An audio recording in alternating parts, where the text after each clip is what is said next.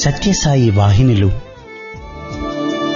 మానవాళి ఉద్ధరణకై సాయి భగవానుని దివ్య హస్తాల నుండి జాలువారిన ఆధ్యాత్మిక సాహితీ సౌరభాలు.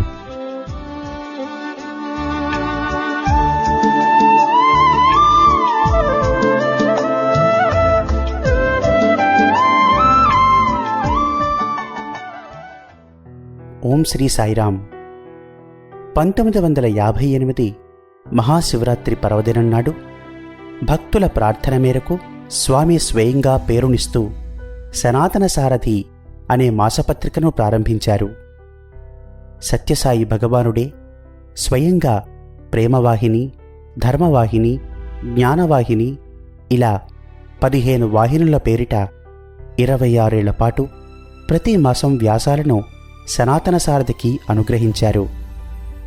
సాయి తత్వబోధ, సాయి ప్రేమ సారం ఈ 15 వాహినులలో నిక్షిప్తమై ఉంది. ఆ వాహినుల పరంపరలోని ఇప్పుడు మీరు వినబోయేది సత్యసాయి వాహినిలోంచి ఒక భాగం.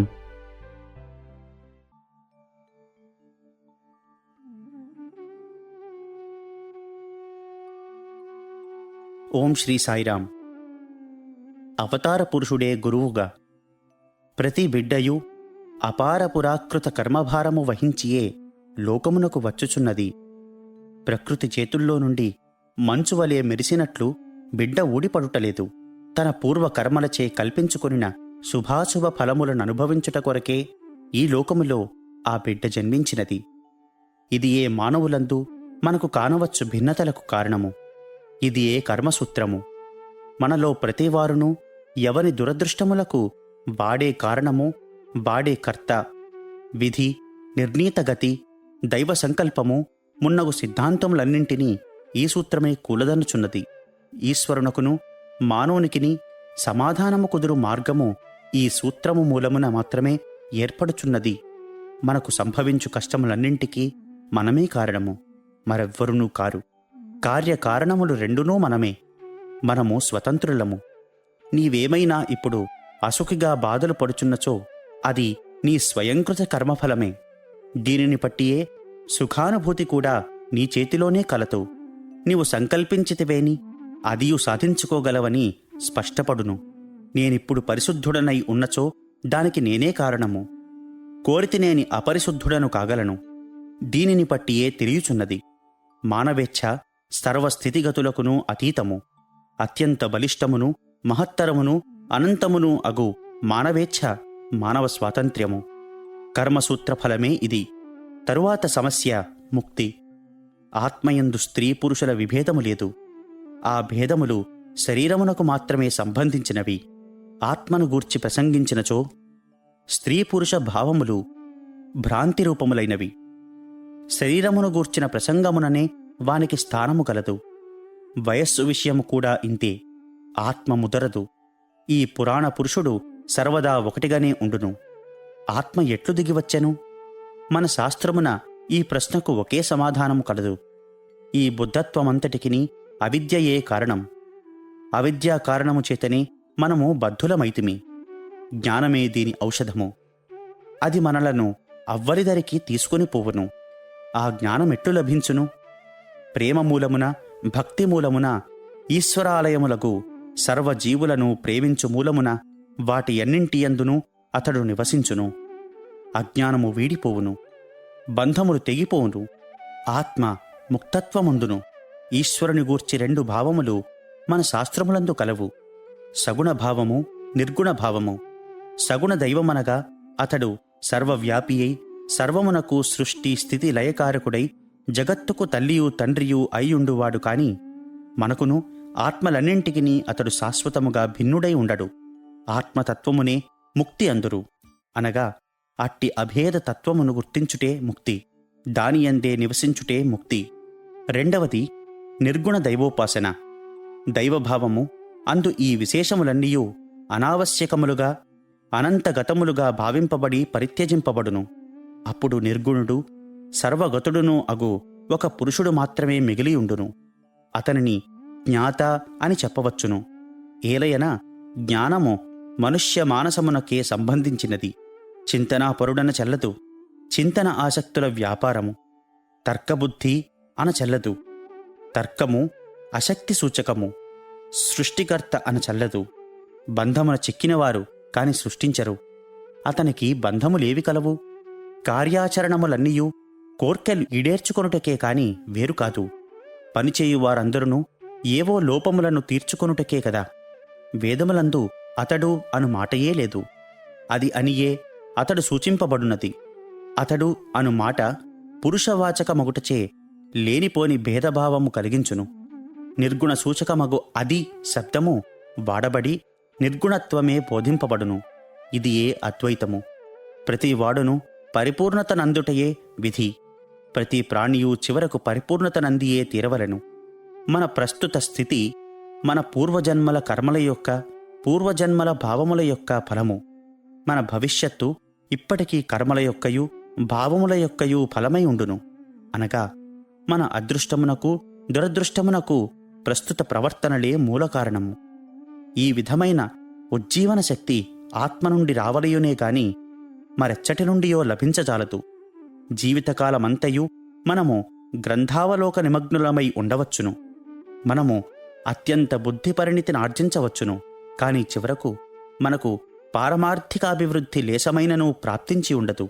మహోన్నత బుద్ధి పరిపాకము సాధించిన మానవునకు తదనురూపముగా పారమార్థిక పరిపాకము కూడా అలవడియే ఉండుననుట అసత్యము. గ్రంథపఠనము చేయునప్పుడు మనకు అందుచే పారమార్థిక లాభము కూడా ప్రాప్తించునన్నది మనమొకప్పుడు భ్రమపడవచ్చును. కాని పుస్తక పఠన ఫలమును జాగ్రత్తగా పరిశీలించుకొనునచో బుద్ధికి ఒకవేళ బలము చేకూరి ఉండవచ్చును గాని ఆత్మ ప్రబోధ ఏమాత్రం కలుగలేదని స్పష్టపడును. ఈ పారమార్థ విషయములను గూర్చి మనమందరం అత్యంత అద్భుతోపన్యాసములు ఈయగలిగి ఉండియు యథార్థమగు పారమార్థిక జీవనమవలంబించుటలో కేవలము కుంటుపడి ఉండుటకు కారణమేమి? ఇదియే కేవలము గ్రంథపరిచయముచే బుద్ధిని బలపరుచుకొని కూటికోసము వేషములు వేసి వాదోపవాదములు సలుపవచ్చును. పాండిత్యమును ప్రదర్శించవచ్చును. గీతను అనేక విధముల వ్యాఖ్యానము గావింపవచ్చును. ఆచరణలో నిజమైన పారమార్థికమును నిరూపించకుండినా వాని పాండిత్యము తలభారమనే భారతీయ పరమార్థవాహిని ప్రబోధించినది. ఈ ప్రబోధము ఎవరి ఆత్మ నుండి వచ్చునో ఆ పురుషుని గురువని అందురు. గ్రంథపఠనము తనలో ఆధ్యాత్మిక భావములను బలపరిచి ఆచరణయందుంచునట్లు చేయవలననే కాని కేవలము మెదడుకు మేతగా భావించరాదు. ఆత్మకు ఆనందముగా మారవలెను. అసూయ, డంబము, అహంకారము ఇత్యాది దుర్గుణములను తన నుండి తరిమివేయవలెను. అది ఎవరి ఆత్మకు ప్రసాదింపబడునో ఆ పురుషుని శిష్యుడని అందురు.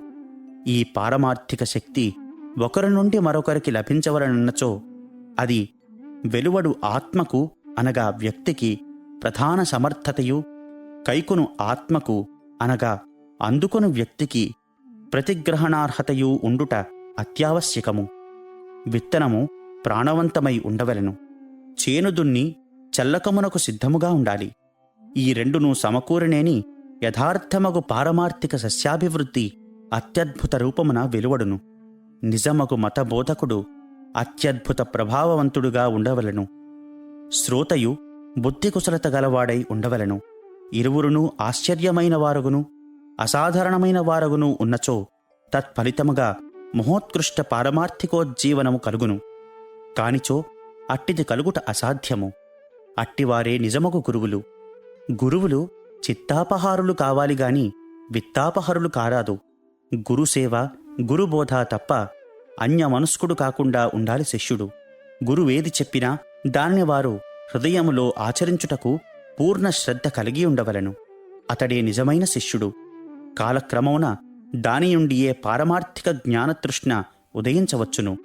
అత్యంత నిగూఢమగు ప్రకృతి ధర్మమొకటి కలదు. క్షేత్రము సంసిద్ధమైన తోడనే బీజము ప్రాప్తించవలెను. ఆత్మకు పారమార్థిక శక్తి ప్రాప్తించవలెను. గైకొను ఆత్మయందు పారమార్థిక ధర్మతేజస్సు ఆకర్షించు శక్తి సమగ్రమై బలిష్టమై ఉండినప్పుడు తత్సిద్ధికి ఆవశ్యకమగు తేజస్సు ఈయగల శక్తి స్వభావ సిద్ధముగనే లభించి తీరును. పాఠకులారా, గురువులు, సామాన్య గురువులు అధికము అయినను వారికంటే మహోన్నతులు, మహోత్తములు అగు మరొక రకపు గురువులు కలరు. వారే ఈశ్వరుని అవతారములు. వారు పారమార్థిక బలమును ఇచ్ఛామాత్రమున ఇతరులకు ఇయ్యగలరు, అందించగలరు. వారి ఆజ్ఞలచే అధమాధములు సహితము క్షణమాత్రమున జ్ఞానసిద్ధులు కాగలరు. వారు గురువులందరికీ గురువులు, భగవంతుని యొక్క మానవ రూప పరమావధులు. మానవులు మానవ రూపమున తప్ప భగవంతుని చూడజాలరు. వారికి వారిని ఆరాధించుటే మానవుల కర్తవ్యమని పరమార్థవాహిని మీద మీద ప్రబోధించినది. మనుష్యావతారమూర్తులందు తప్ప మానవుడెవ్వడునూ ఈశ్వరుని నిజముగా దర్శింపజాలడు. ఇతర విధములుగా మానవులు దైవమును దర్శింప యత్నింతురని అత్యంత వికృతాకారమును ఒకదానిని కల్పించుకొందురేగాని సాక్షాత్ స్వరూపాన్ని దర్శింపజాలరు. ఎంత ప్రయత్నించినను మానవ రూపమున తప్ప భగవంతుని మానవులు సంకల్పింపజాలరు. భగవంతుని గూర్చియు ప్రపంచమున గల సర్వ వస్తువులను గూర్చియు అత్యద్భుతములకు వైజ్ఞానికోపన్యాసములు ఇయ్యవచ్చును, తార్కిక విఖ్యాతి కాంచవచ్చును. భగవంతుడు మానవావతారములు ఎత్తెనను గాథలన్నీయు అర్థరహిత ప్రలాపములని నిరూపించుకొని సంతృప్తులు గావచ్చును కాని సామాన్య దృష్టితో నొకించుక విచారించిన ఈ అద్భుత బుద్ధి ఏమాత్రము జ్ఞానముపై ఆధారపడి ఉన్నదని పరిశీలించుకొంటిమేని అచట శూన్యమే, వట్టి నురుగే కానవచ్చును.